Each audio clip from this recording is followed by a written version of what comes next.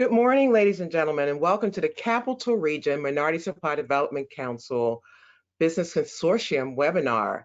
It's our Hot Sheet Live pandemic geared toward our minority businesses. Thank you so very much for taking the time out of your very busy schedule to join us. We promise you a very active hour, and we're going to begin at the 9:30 hour. So we ask you to gather all those things that are necessary for you. Grab some water if you want to. Bring on your breakfast sandwich, and make sure you find out where your bathrooms are, as we always tell you. But we'll be back at 9:30. Thank you so much.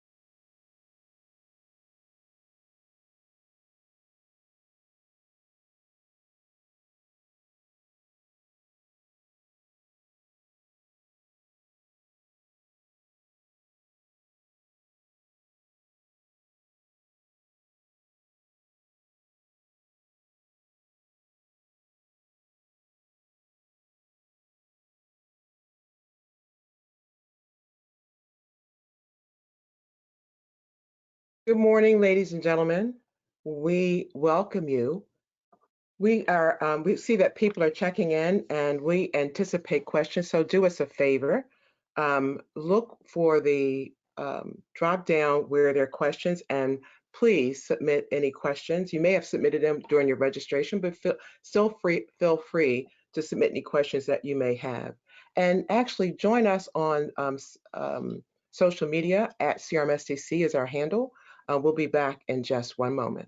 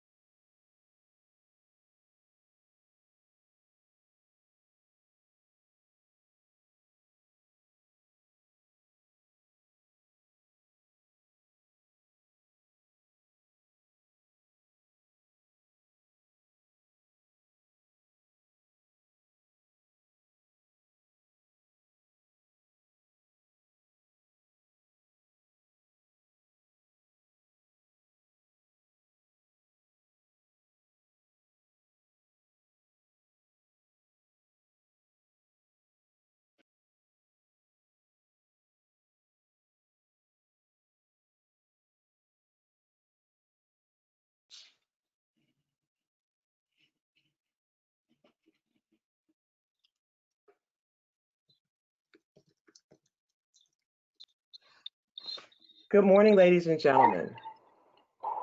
I am Sharon Pender, President and CEO of the Capital Region Minority Supply Development Council and the operator of the MBDA Business Center, Washington, D.C., and the MBDA Business Federal Procurement Center. Again, welcome to our Hot Sheet Live webinar. As we move through this hour, remember we're in this new normal, and so ask you to shut down perhaps any windows that you have on your computer so you can minimize any interference. But before we begin, I just want to talk to you about the activities over the past week, and the death of Mr. George Floyd have been very disturbing to those working to bring economic equality to minority business community. Our thoughts harken back to the events leading to the founding of the National Minority Supply Development Council and the creation of the MBDA Center after the murder of Dr. Martin Luther King. At that time, corporations came together to address the inequalities they recognized in employment and procurement, followed by soon the federal government doing the same. It is our hope that corporate America and federal government and our communities will rise again to the occasion and do all in their power to address the underlying power of systematic and institutional racism that have continued to be primary casualties of economic disparity in America. We ask that everyone get involved, um, the community building process and political process to move the nation to a better place um, with our voice, our creative energy, and especially our vote. And today, for many of us, is election day. But let me bring on today. I want to switch back to why we're here, and I'd like to bring on our team of experts and introduce you to them. Gentlemen, would you join me on camera?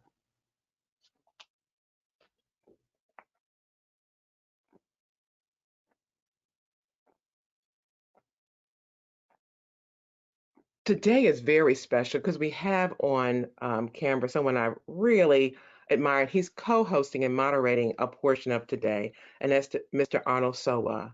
Arnold is a member of our board of directors of the Capital Region Minority Supply Development Council, and we are blessed that he served for many years as Senior Chief Procurement Officer for MetLife before retiring. We are honored to have him today, Mr. Arnold Sowa. If you can just wave for us, Arnold. Thank you. Thank you, Sharon. And again, Arnold brings a wealth of perspective as he served in several leadership roles with Capital One, the World Bank, and United Nations.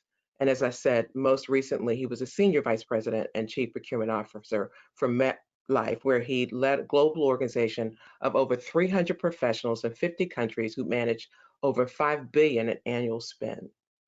Thank you again, Arnold, for facilitating for us. I'm going to move now to Mr. Tony Pittman. Tony, if you can nod or wave. Tony is currently the head of global indirect procurement at Under Armour, located in Baltimore, Maryland. As a business professional, Tony has spent his 25-year career focused on procurement, technology, consulting, and supply chain management. Prior to joining Under Armour to lead procurement in 2018, Tony was executive leader in the Hewlett-Packard Global Procurement Organization for 12 years, where he was responsible for procurement strategy and execution spanning multiple global spend categories. Today, Tony is the co-author with his father, Charlie Pittman. I know many of you know him, of Plan for Paterno. The book chronicles their two-generation experience under the leadership of legendary football coach Joe Paterno of Penn State University. Welcome, Tony. We also have Jonathan Butler. Jonathan, if you could wave her. I see did that nice smile. Jonathan serves as a director of the Prince George's County Office of Central Services, responsible for delivering mission critical services in the area of facilities, operation and management, contracting and procurement, fleet management, real estate, land acquisition, construction, general services, sustainable energy, and small local and minority business development. Whew, that's a lot. In addition, prior to his role, he was Chief Business Officer for the District of Columbia Public Library, which he operated the public library system in the nation's capital. Jonathan has held leadership roles in the private sector as Vice President with Global Solutions, Inc., and Principal Contract Manager for Lockheed. We next have Gregory Smith from M&T Bank. We have a pair of folks from M&T Bank. And Greg Smith is the regional manager for M&T Bank's DC Suburban Maryland Business Banking Group.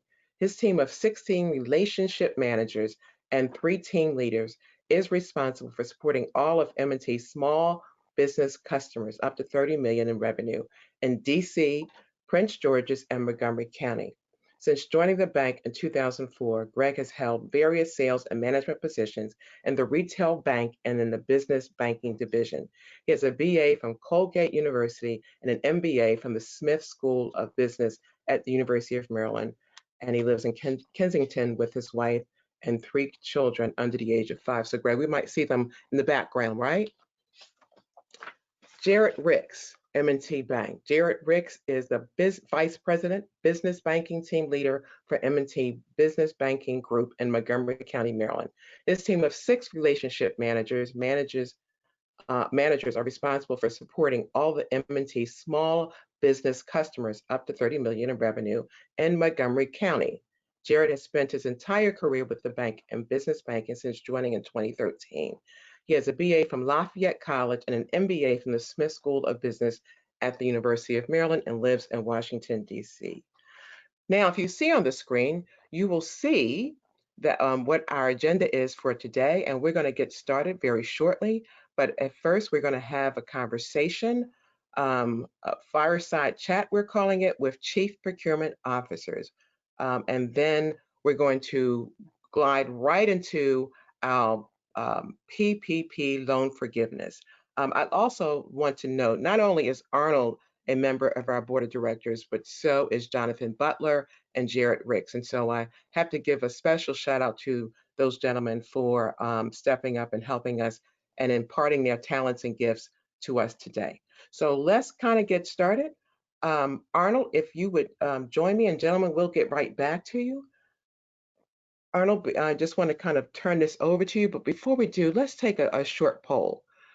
Ladies and gentlemen, if we're going to just get some data in terms of as we look at the conversation. Since March of 2020 as an MBE, we're just asking MBEs, what impact has the coronavirus pandemic had on your revenues? Please select one of those. Poll is open.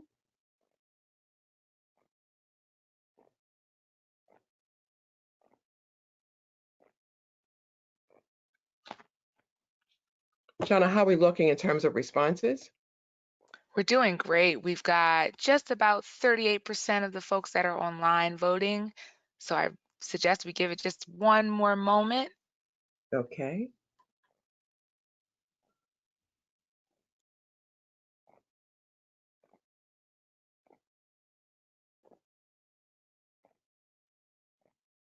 Okay. Can we see some results at this time? Oh, can we see results at this time, Shauna?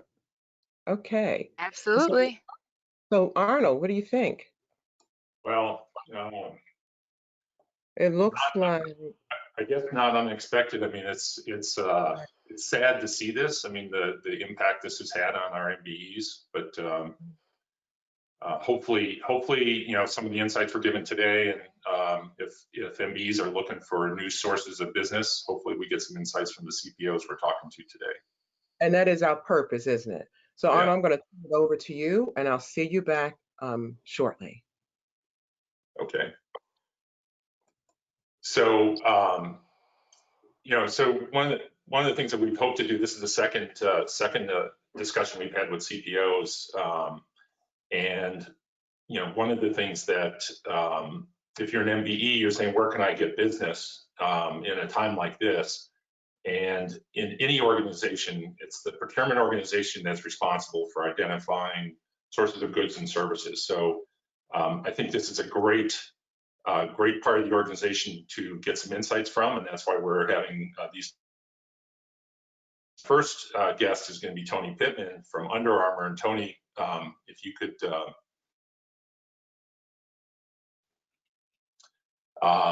Tony has an Indirect at Under Armour, and Tony, one of the first questions I wanted to ask you, I mean, since this pandemic has hit, how's that impacted your role and procurement's role in general at Under Armour? Well, first of all, thanks for having me. Appreciate the opportunity to be here as part of the presentation. Hey, look, this is a big deal. I mean, I don't think there's any way to state it otherwise. For us, it was a big change for us. Now, safety first popped right into our minds as an entire organization. It's a little bit challenging for us in an environment like this because as a brand, those of you who know Under Armour know that we like to be fast moving, first, innovative. But in a situation like this, we've had to be much more measured and really look at the environment and work with a lot of our partners that we sell with and to and through. We also repurposed our local manufacturing capability here in Baltimore, really at the drop of a hat to focus on producing PPE for first responders and medical systems, and all those things really drove a lot of change for us as a company, all while shifting like seemingly overnight into all, working remotely. So from a procurement standpoint, it really got to be a much different situation for us. We really had to focus on a few things. First of all, we had to really focus inward quickly to work with a lot of our internal business partners and help them really reforecast and refocus what they were doing. Because think about us as a brand, once we saw all of the folks we work with, think about the Dick's Sporting Goods of the world, everybody instantly shut. We knew that if we didn't take quick action in terms of how we were managing our demand, our engagements with our suppliers, we were going to get squeezed pretty quickly, right? So we really had to assume a different role for the company in helping to do that. And for the first time in my career, I got to focus on trying to find things like hand sanitizer. Never been asked that one before. So really was an interesting change for us as a procurement organization. But it also, I think really, to your point, Arnold, really did reinforce to a lot of folks in the company what our role is and how we can help them, because they were being asked to solve problems that they hadn't been faced with before, and they realized that procurement could help them in a lot of ways. Yeah. So, we're starting to see around the country different areas starting to open up. I mean, here in the capital region, I think we're probably going to be a little bit behind others. But as you start to look forward to your buying needs in the medium and longer term as things open up, what sort of changes do you see, and what potential opportunities might there be for minority-owned businesses to take advantage of those? Yeah, it was tough looking at those poll results. I agree with your response to that, but I think the attitude we're encouraging folks to take is, that also where opportunity does come up. We've had to work with a variety of partners of all different shapes, sizes, and some of them have weathered this storm well, and some of them have really struggled. And what that has meant for us is we've had to look at things we need, and it could range from, tactical things like PC peripherals. I mean, think about it, we sent our whole workforce home like overnight. Many of them were like, oh, I don't have that other monitor, I don't have that mouse. So, we had to look at ways to get that stuff. And we realized that, sometimes having a single point of supply with some of that stuff in normal times, might work okay. But we realized we have to have a 1A and a 1B in a lot more areas than maybe we had to before. And with that comes opportunity for some new folks who might not have been working with us, or companies like us, because I think a lot of major corporations are going to step back and really look at their resiliency a lot differently going forward. And that often means that there's more opportunities for people to, but it really looks like, there's a pie. The pie is going to get cut up into maybe a lot more smaller pieces, but that also means opportunity for more players. Yeah. Now you're overseeing not only your offices, but your distribution centers, the needs of your retail stores, logistics. I mean, there's some, as you say, as you start to diversify your workforce, I mean, are there any particular categories of spend that you see where there might be opportunities?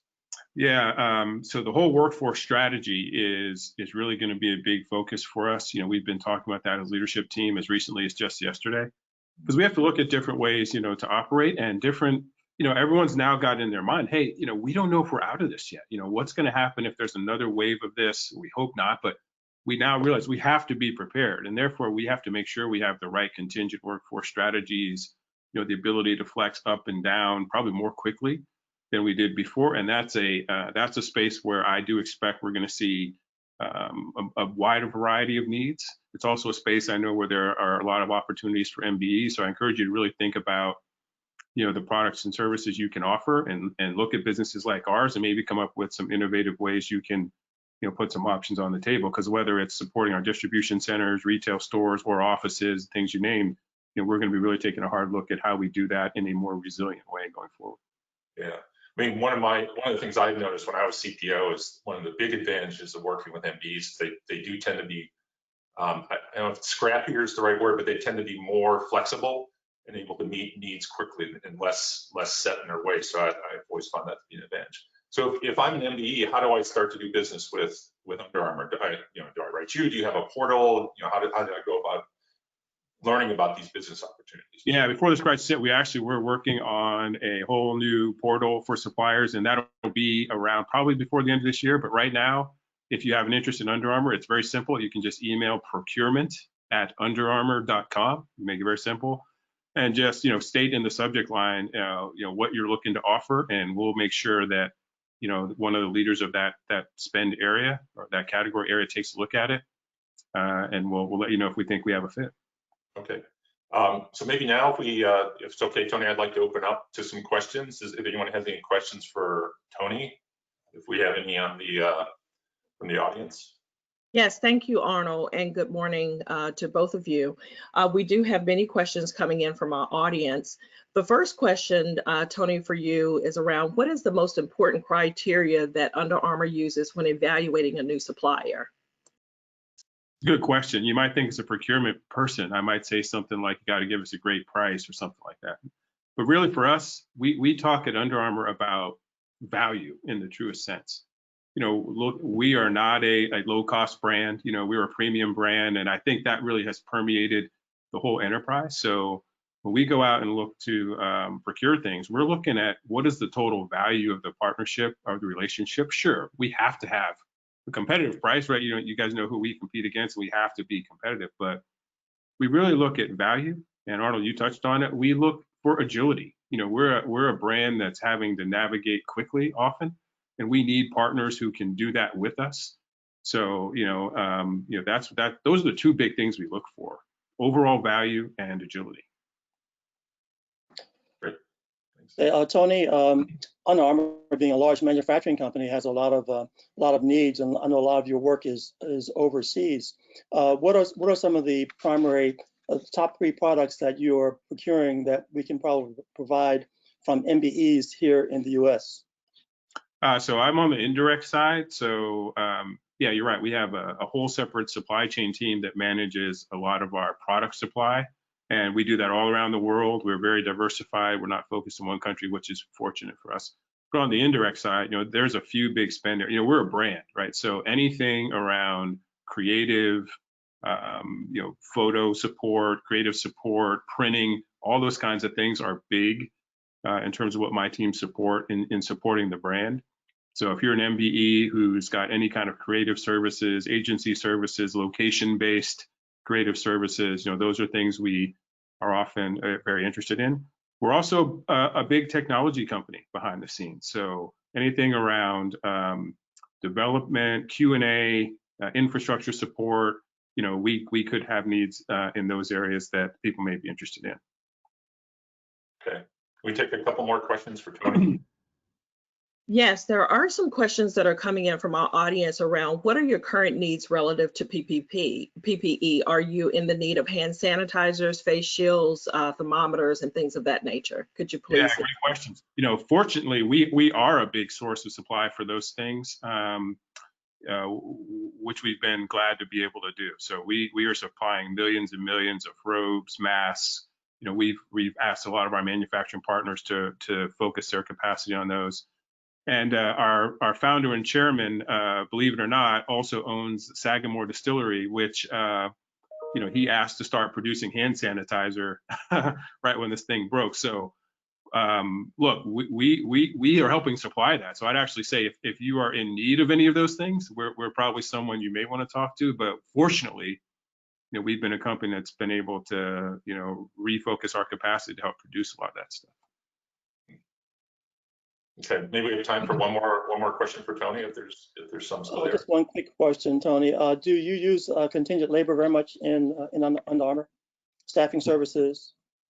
Yeah, we do, and we're probably going to see, I would bet, a ramp up of that over the next year or so, based on what I mentioned about needing to be more flexible. So if you are a contingent staffing firm, feel free to use that Under Armour email I gave, procurement@underarmour.com. The one thing I'd suggest in that space, though, be clear on what your focus is, right? Because in that space, we want to make sure people know when to go to you to find a specific type of contingent labor. And that's one piece of advice I give. Like if you specialize in technology, if you specialize in creative, if you specialize in printing or something like that, be very clear on it, because we want to make sure that we understand where we should be focused with you.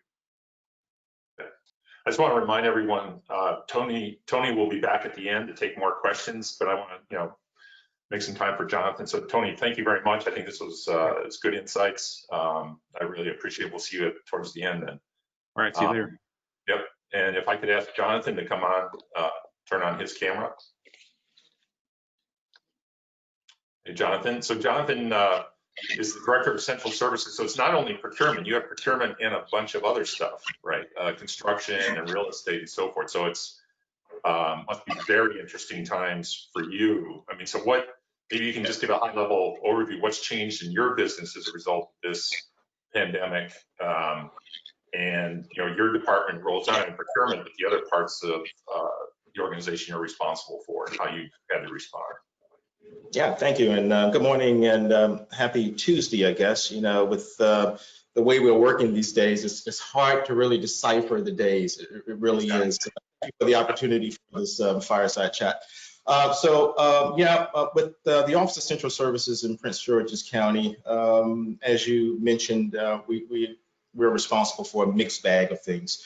We are responsible for centralized procurement throughout the county. In addition, capital construction, land disposition and acquisition, facility management, fleet management, sustainable energy. And so a number of those areas are certainly impacted by this pandemic. Certainly central front and center is procurement. What's been interesting about us for procurement is that we've had to learn sort of a new vocabulary of items, of stuff to buy. I never thought I would be buying ventilators and understanding how ventilators work, as well as face shields and isolation gowns that are either level 2 or level 3. So it's certainly, the need to ramp up and become smarter about things, but also the need to continue to procure and support our first responders and those that are on the front line. For my agency, this particular pandemic has had an impact, a little bit of impact on capital construction. We've had to pause a little bit, even though we are continuing along with building things like libraries as well as fire stations and other municipal sites. But we've had to now take a look at our design because when you start a construction project, you can imagine that the design probably started a year ago or a year and a half ago. And so those designs consist of a certain amount of density within the interior space that now has to be rethought, reimagined. So it will cause us, or it has caused us to pause and now go back and relook at the interior designs and now begin to solve for social distancing in the right way. Land disposition and land acquisition, we've seen some softness in the market in terms of leases. We're responsible for all leases as it relates to our government tenants in particular commercial spaces. And so we're working, we continue to work to try and maintain those leases. But, we're seeing some impact there and some softness there as well. So this particular pandemic certainly has had an impact in a number of our product and service lines within the Office of Central Services. Yeah, so if you were to get out your crystal ball and say, as things start to open up and, what do you see? Do you see any changes in your buying needs in the medium and longer term? I mean, in terms of what you're going to be buying. You mentioned changing the plans or how the workforce will engage and so forth. I mean, so is that going to change categories to spend and what you will be buying?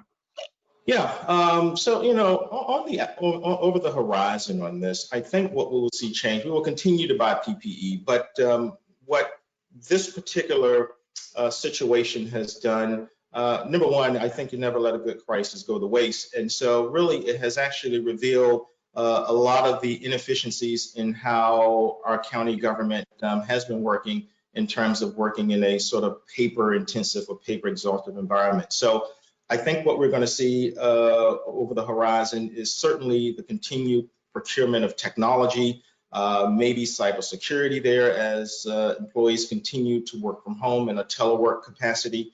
One of the things that when we first went out on remote and was challenging for a lot of us was our VPN system and the fact being able to allow a number of concurrent users. So we had to raise the bar on that.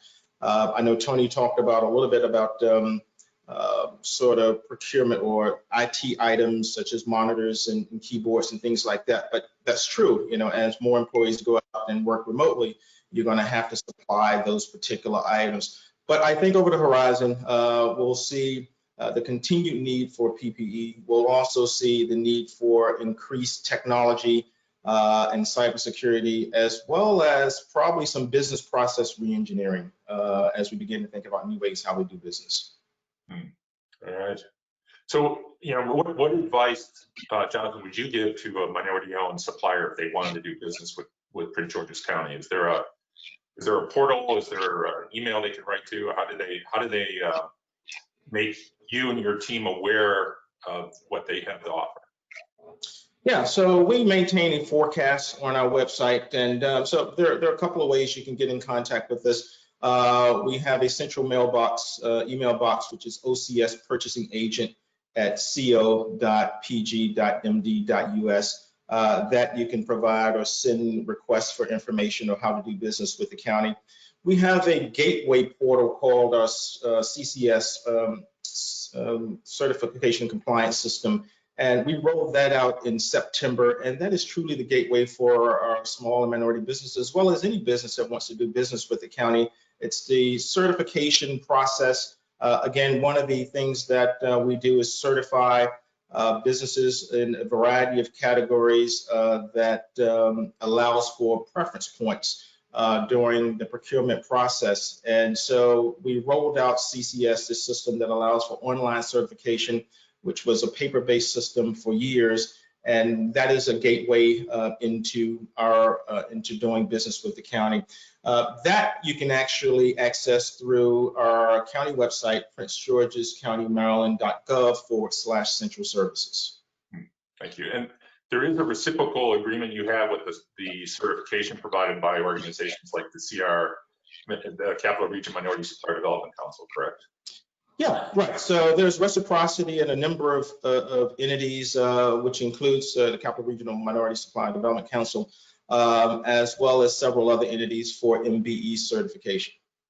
Okay, that's good. That's great. So I wanted to open it up if there's any questions from the audience for Jonathan. Yes, thank you for that, Jonathan. There are questions relative to what you just shared. There is a guest that asked, do you have to be based in PG County to do business with PG County? If so, or if not, and then could you highlight any capital projects or projects that are going on that MBEs can look for to identify any services and support? Good question. No, you don't have to be based in Prince George's County to do business, but it's helpful. It's helpful because we have a pretty decent goal, that participation goal that we try to achieve, which is about 40% or more in terms of county-based businesses. So when we put out a solicitation, we are pretty deliberative in terms of, number one, either possibly restricting it to a county-based business or including a participation rate of 40% more in terms of county-based utilization. So it's definitely helpful to pursue that certification, to possibly relocate your business within Prince George's County as we work in really a muscular fashion to reward our county-based businesses. In terms of capital construction projects, yes, we continue to build stuff. As a matter of fact, we have put out recently opportunities for fire stations, for libraries, for shelters, and so we will continue to do that. And there's an opportunity to partner with some of the folks that are on our bench for that type of work. So capital construction will continue and has continued during this pandemic. Okay, thank you. Any other questions for Jonathan? Yes, Jonathan, we have a question that relates to minority business in Prince George's County. Prince George's County has one of the largest concentrations of minority businesses. You mentioned 40% for local businesses. How are you doing on minority businesses, and particularly, what about minority businesses as prime contractors in Prince George's County? And that last question, as minority business as what type of contractors? As prime contractors. Prime. As being the leader, the largest prime yes, gotcha. preparing the project. Absolutely. So, that's a very good question. And what you'll find that many, when you look at the makeup of our county-based small businesses, well over 50% are also minority businesses. So we're actually capturing a great deal of MBE participation when we are being intentional about our county-based small utilization. As well as on our construction projects, there is a 20%, minimum 20% requirement for MBE utilization, in addition to the 40% requirement for small business utilization. So I think our approach has been robust, and we will continue to beat those numbers going forward. Prime contracting is what we concentrate on. And it's interesting, that's a very good question, because one of the things when I came aboard was to really increase the utilization of our county-based small and MBEs at the prime level. And so we have been intentional about how we restrict solicitations. Rather than putting solicitations out with a 40% small business or 20% MBE utilization participation, we will actually restrict that entire solicitation to a small business or to county-based MBE. So that's the difference in terms of how we've been intentional to really grow our small businesses at the prime level. Okay, that's great. And we have time for another question or two. There's some more. There is a question. Jonathan, could you please share a little bit more about your new initiative called the Green Book Project that you're preparing to launch? Yeah, great. Yeah, thanks for asking about that. So the Green Book is something that we're very excited about because it's geared towards our small and minority businesses and providing this digital roadmap of how to find procurement opportunities in a massive government such as Prince George's County. We partner with a number of agencies within the county and actually deconstruct their budget to determine where the spend will be in various industries, in various categories, commodity codes and service codes, and actually pull out at least 50% of that requirement and set it aside for our county-based small and minority businesses, and then kind of insert that into a digital platform or what we call a business highway that will now allow our small businesses to navigate and know exactly where these business opportunities are throughout the fiscal year. So that's the basis of the Green Book. I'm very excited to be launching that real soon. That is exciting, because certainly doing not only with large corporations, but certainly governments trying to navigate the procurement process, and it's a real challenge, I know. And that's one of the things I always hear from small businesses, especially. So I want to remind everyone, Jonathan will be back at the end for general questions. So I want to thank you, Jonathan. We'll see you back at the end of the session for the open Q&A, and I'll turn it over to Karen. Appreciate it. Thank you. Thank you, Arnold. Again, a great discussion. You're kind of good at this. You should think about anchoring some news thing or something. I'm retired, Karen. I'm retired. I'm not going back to work. No more jobs. Okay, I get it. Thank you, Arnold. I'd like to bring our next two guests on, and our previous seminars or webinars, we spent a great deal of time in the conversation around loans during this epidemic time. And so today we've asked our guests to focus on loan forgiveness, to talk a little bit about what's happening. M&T Bank is, of course, one of our favorites of all time. It's our bank. And from personal experience, we got our PPP loan through M&T Bank, and it was just a wonderful process for us. And I'd also like to come in and thank you, because when we've run into or encountered minority businesses that have run into issues of obtaining loan, I've quickly called Jared, and I've seen some great results in terms of the service that you provide. But before we turn it over to have this conversation, I'd like to take a poll so that we understand from our audience what their experience is. So Shauna, can we have the first poll? If you're an MBE and have applied for PPP, are you planning or submitting a loan forgiveness application? And if you can quickly let us know that. And the reason we're asking that question, first of all, we want to make sure you know that there is a process called loan forgiveness. There's an application for it if you have applied for PPP. And I'll let our subject matter experts talk about that. How are we doing, Shauna?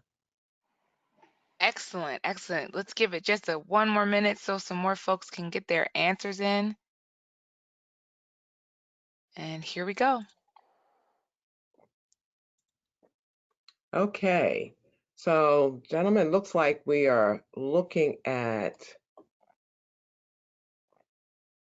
the 65% of the folks that are on will eventually apply for the loan forgiveness. And we have 21% who did not apply for PPP. So we need to dig into that a little bit later as well. Shauna, let's do the second poll.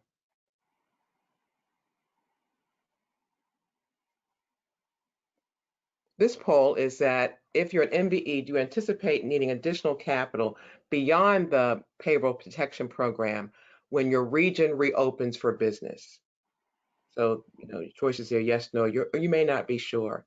And in addition to that, when we constructed these polls, what we had not factored in is what's happening across the country today. And what we would try to find out and dig into in the future is that what impact has the last week had on your business as well. And so what are we doing in terms of progress there, Shauna? What are we looking like? Okay, so people do anticipate needing additional cash. And so at some point, gentlemen, I guess we're gonna dig into that as well. So at this point in time, I am going to slide out of here and let you all do what you do, and appreciate you so much. Absolutely. Thanks a lot, Sharon. We are really excited and honored to be a part of today's discussion. For one, it's given me a reason to put on a collared shirt, but also hats off to you, Sharon, and your leadership team for the work you guys continue to do through CRM SDC. And thank you for the opportunity today to speak to our members and also serve on your board. It seems like yesterday within the bank, we were preparing systems for all customers to access PPP funds. And here we are now at the forgiveness stage. And while there's been a lot of long days and nights, stepping up and assisting the small and minority-owned businesses, within the community at this time has been, one of the most fulfilling moments in my career year to date. Also joining me on the line today in today's discussion is my manager, Greg Smith, who has successfully led us through PPP efforts at the bank here in Greater Washington. I'll turn it over to him for a few brief opening remarks. Yeah, and like Jared, I'm also excited to wear a collared shirt. And of course, Jared and I wore the exact same outfit today. So we're happy to be here today with all of you, and hopefully we can provide some tips on navigating the PPP forgiveness process. To set the stage at the onset of the PPP rollout, M&T made a commitment to our small business customers and redeployed 2,000 employees overnight to help process PPP loans and get money out the door as quickly as possible. And to date, we've processed over 34,000 PPP loans for more than $7 billion. The total number of jobs supported by these loans is 733,000, and more than 70% of the loans were for 100,000 or less. So successfully navigating the PPP forgiveness process is the next leg in our journey, and that's what we are here to discuss today. Thanks, Greg. So jumping into the meat and potatoes here, what we want to simply do today is share some tips and best practices around PPP forgiveness process. Keep in mind, this is a very fluid situation, and we are sharing today what we know as of today. We're definitely staying close to the SBA for updated guidance, and we will share more as that information continues to roll out. Also, keep in mind that you will have to apply for forgiveness through the bank that you obtain your PPP funds from. But we want to help you prepare. So the council will also provide a PDF packet of M&T's specific forgiveness guidelines as a reference tool for you after we break. No matter what bank you're currently with, Greg and I are both here to answer any offline, whatever questions you have, anything we can do to help. Thanks, Jared. And to add to your point about it being a fluid situation, the Senate and the House have been discussing some changes to the PPP forgiveness requirements this week. So make sure you stay current with the news and with updates from your bank and the SBA. So to kick things off, here are some tips to make sure you're best prepared for your forgiveness application. Number one, make sure that you have all necessary documentation and SBA worksheets ready before you apply. Make sure you read and then reread the SBA Form 3508. The loan forgiveness form is complex and the calculations need to be done prior to completing the application. It could take hours or even days to get everything organized. If you still need more information on what data is needed, please consult with your banker and or your legal and tax professional. Also, make sure you check with your payroll provider to collect key documentation. Secondly, make sure that the primary PPP applicant is the same person who begins the loan forgiveness application. You should also know that borrowers will need to retain all PPP related records for 6 years after the date the loan is forgiven or paid in full. And per the SBA guidelines, banks have up to 60 days to conduct their review. However, we don't think it'll take that long, but once submitted, the SBA can conduct their own review, which can take up to 90 days. So because of these timelines, we recommend that borrowers apply early after their 8-week period, so as not to be at risk of starting their P&I payments after the 6-month deferral period if they wait. Thanks, Greg. Refreshing and digging into the PPP eligibility cost again, at a minimum, 75% of the funds need to be used for payroll expenses. So that includes health and retirement benefits, and state and local taxes. Up to 25% can be used for eligible business expenses. So that would include interest on any business mortgage obligations, rental and lease payments, and any business utilities, gas, electricity, water, transportation, telephone, internet access, things of that sort. Keep in mind, these expenses needed to be in effect prior to February 15th, 2020 in order for them to be eligible. It's also very, very important for you as the borrower to really understand and identify your 8-week covered period. So your covered period is essentially 8 weeks or 56 days from the date that your loan was dispersed from the bank that you applied for PPP funds through. Now, the SBA does allow for an alternative covered period, which would be 8 weeks or 56 days from the first day of the first payroll cycle in the covered period. So, for example, if you receive your PPP loan on a Monday and your payroll landed on that Friday, you can start counting your alternative period 8 weeks or 56 days from that first payroll that took place on a Friday.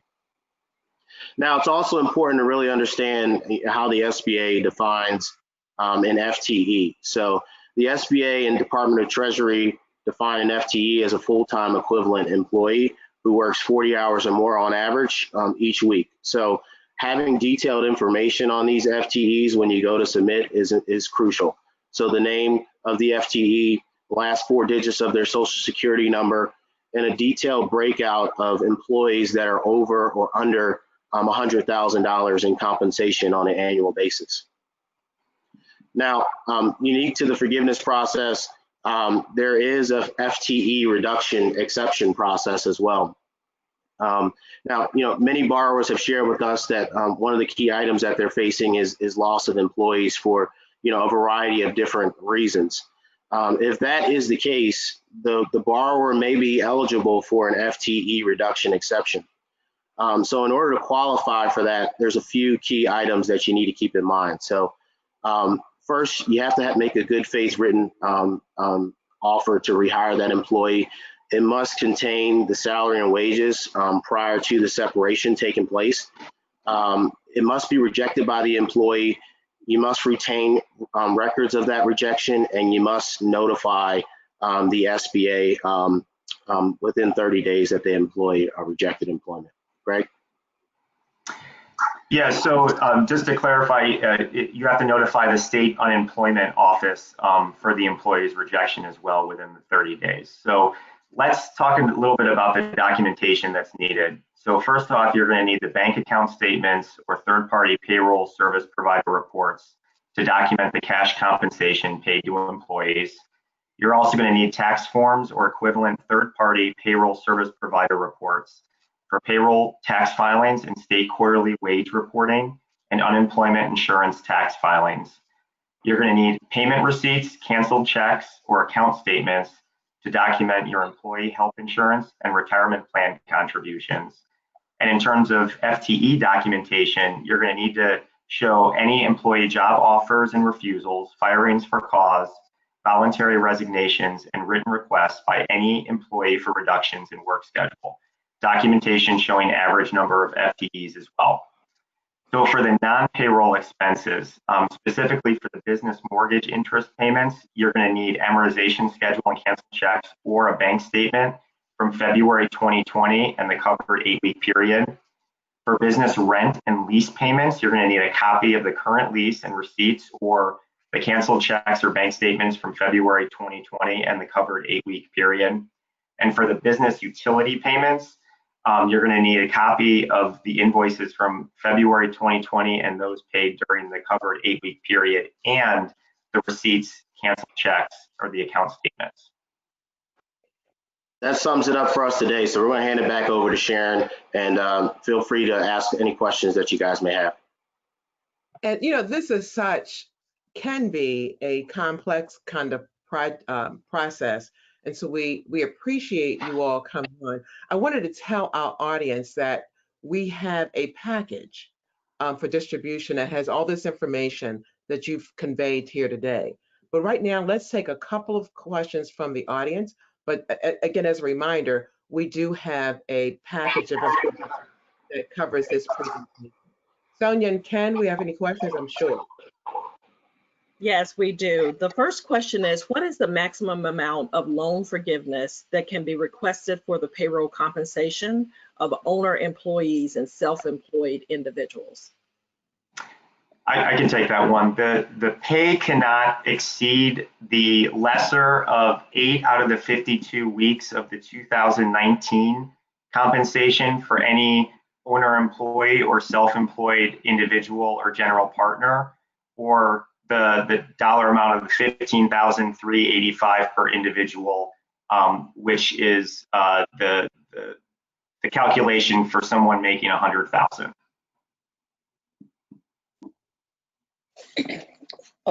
Gentlemen, with one question has to do with the time limits. With the rule is today is 8 weeks after the loan has been accepted.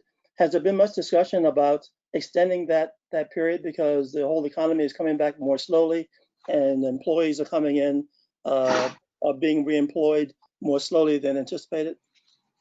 Yeah, that's a really good question, and something to definitely monitor. As I mentioned before, the House and the Senate have been in discussions, and they're looking at that 8-week time frame. And one of the periods that they're looking to extend that to is 24 weeks, but nothing has been officially passed. That's just some of the rumors and some of the news that we're seeing. So stay tuned. As you know, this process has changed throughout, over the course of since its beginning. So just keep reading the news and staying in contact with your bank and the SBA site. With that in mind, should many of our people who got PPPs maybe delay the application for forgiveness a little bit longer than right after the 8 weeks? So we're coming up to that first, people that started that 8 weeks right in the very beginning here in June. I know that we're planning to open our online portal just to accept the forgiveness applications later this month. I would anticipate that they'll probably make some type of decision here in the near future. So hopefully folks won't have to wait too long. Okay, with that, and thank you so much, gentlemen. This has been really rich in conversation. We appreciate you taking your time. But at this point in time, I want to reconvene all our subject matter experts and open it up to a broader conversation with everybody on board, and so that we can continue the question and answer portion of this. Welcome back, Tony and Jonathan, and I guess Arnold will be joining us shortly. I see you there, Arnold, as well. So Ken and Sonia, I guess you're earning your supper today. You have some additional questions? Yes, we do have some additional questions. Thank you all for returning for our open discussion. The first question is to Jared and Gregory. Can you finance account receivables or contracts with your PPP funding? Good question. Thank you for it. Unfortunately, per the guidance that's been given, those are not eligible costs. Again, for Gregory and Jared, could you clarify the rules around paying yourself as an owner and paying bonuses? So another good question. If an employee's total compensation does not exceed, 100,000 on an annualized basis, the employee's hazard pay and bonuses are eligible for loan forgiveness because they constitute a supplement to salary or wages and our compensation. But as a reminder, as I said before, for the self-employed and partners, it cannot exceed 8 out of the 52 weeks of the 19 compensation. Okay, more audience questions? Yes, Sonia? this next question is for Jonathan. What changes do you think procurement officers will make regarding RFPs, proposals, and presentations given the pandemic and the situation that we're in? Yeah, there are certainly changes. There are changes that we are having to embrace now, and that's really working in a more virtual environment. One of the things that was challenging for the county, at least for our county government, was the fact that the type of technology that was necessary to really leverage this situation just wasn't there. And so, which is on its way as we work to really adopt, which we have adopted and roll out an e-procurement system here shortly. But what we had to do was rethink how we do business, how we, where we post our solicitations, how we get responses back electronically and securely in a way that assures vendors that their bids and proposals are being handled in a secure way. That was, as a result of not having the technology in place, we had to find an interim solution for that. And also, as part of the procurement process is really, there's a pre-bid component as well, a pre-proposal meeting. And so how do we go about doing that in sort of a remote environment? So there were a number of ways where we had to rethink, reimagine how we do business and come up with some interim solutions while we work on a more long-term solution, which is what we're doing now. This question is for Tony. Are there any products or services that you're having difficulty finding that are keeping you up at night trying to find that minority businesses can supply? And are you open to partnerships with minority businesses, and what type of partnerships might be possible? Let me start with the second part of that question. I would say in general, yes, we really pride ourselves on thinking of the people we work with as partners. So, I mean, look, we're open to ideas. I mentioned earlier, we try to be an innovative brand and think outside the box. So I would welcome, any thoughts. We obviously are big supporters of the local market. I think that's been, well established. So we love to partner with local companies that have new ideas, innovative ideas. We'd love to talk to you if you think you have something, that could be mutually beneficial. So, what's keeping me up at night? Mostly, there's really nothing in terms of shortages or things like that that are keeping me up at night, to be honest with you. Right now, what we're most focused on is the safety, security of our teammates, our customers, trying to work hard to get retail stores, back open. So those are the things that are really, really top of mind for our teams, and making sure we have the right, right cleaning supplies, cleaning setups, those kinds of things to support those operations. So if you're operating in any of those areas and you think you have some unique offerings in terms of helping operations get back up and running safely, those are the things that we'd be most interested in. There's an additional question for Jared and or Gregory. The question is, what will a reduction in employee salary or wages have on the loan forgiveness amount? So good question. And if the reduction in an employee's salary or wages is in excess of 25%, that will generally result in a reduction in the loan forgiveness amount unless an exception applies. So for each new employee in 2020 and each existing employee who was not paid more than the annualized equivalent of $100,000 in any pay period in 2019, the borrower must reduce the total forgiveness amount by the total dollar amount of the salary or wage reductions that are in excess of 25% of the base salary or wages between January 1st, 2020 and March 31st, 2020. So it's subject to exceptions for borrowers who restore reduced wages or salaries through the end of June, as Jared mentioned, and this reduction calculation is performed on a per employee basis and not the aggregate.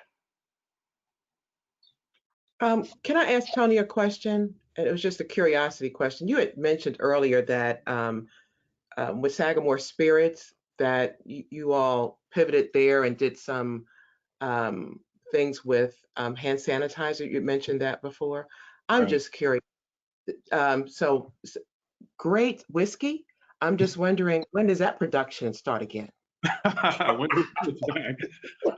know. Yeah, the focus there was really. I'm sorry. Go ahead. Was really to produce, the focus there was really to produce medical grade hand sanitizer. So maybe that's why the whiskey's great. Okay, thank you. I'm sorry, I digress. You next question. So this question for Jonathan or anyone on our panel, but for Jonathan, if you can start. When your organization reopens, can you share what do you anticipate will change and what will become the new normal? Sure. As you know, we are working to reopen our facilities, our buildings, to invite staff and visitors back in. And so what will certainly change is just the density within our workplace, and also how employees will really occupy those particular spaces. We will certainly adopt and maintain a robust telework schedule that will continue. That wasn't the case before with our county government, but now that will certainly be a structural aspect of how we do business. But our workspaces there will be less density there. There will be less people there. We will work to only occupy our facilities at a rate of around 50% or less to ensure appropriate social distancing. Our facilities will need to be well stocked with hand sanitizer and soap in the dispensers. There will be the continuation of really high-touch cleaning where there's the wipe down of public surfaces several times a day, in addition to the routine cleaning at night. So those things will be different as we return back to the workspaces. And certainly, a lot of those will have fiscal impact as well. Yep. We're going to have to make that the last word because we're flat up against the 10:30 time frame. But this has been an awesome, very interesting conversation. We have we had so many questions that before this webinar. Can you imagine the questions that we have as a result of the webinar? And we are committed to getting all those questions answered and back out to the audience. We appreciate your time and effort. Gentlemen, thank you so very much for sharing this very important topic in terms of what's happening on the procurement side, as well as what's happening in terms of the access to capital around PPP. So ladies and gentlemen, you'll see on your screen right now contact information, and we will continue our webinars as a consortium. Our next webinar is in a couple of weeks. I think it may be around Amazon, but stay tuned to this channel because our commitment is to present information that's worthy and that's hot. And so you have a good day, and we will see you next time. I'd like to thank my team and thank Graybo Media for supporting this effort as well. Have a good day. Thank you. Thanks.